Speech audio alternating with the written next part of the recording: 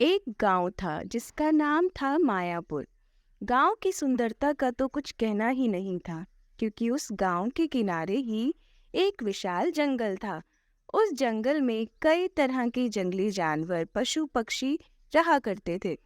एक दिन की बात है कि एक लकड़हारा लकड़ियों को जंगल के रास्ते से अपने गांव की ओर ले जा रहा होता है।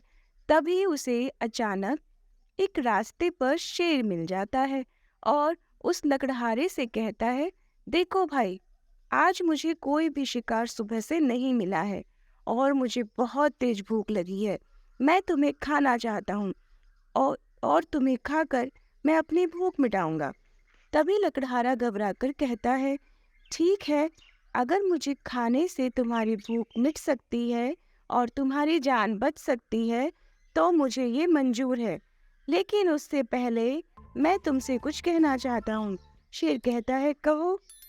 तुम तो भैया अकेली हो और तुम्हारे पर किसी की जिम्मेदारी भी नहीं है, परंतु मेरे घर पर मेरी बीवी बच्चे भूख से व्याकुल हो रहे हैं। इस कारण मुझे लकड़ियां बेचकर घर पर भोजन लेकर जाना होगा। परंतु मैं तुमसे ये वादा करता हूँ कि अपने बीवी और बच्चों को भोजन देकर तुरंत तुम्हारे पास आ जाऊंगा।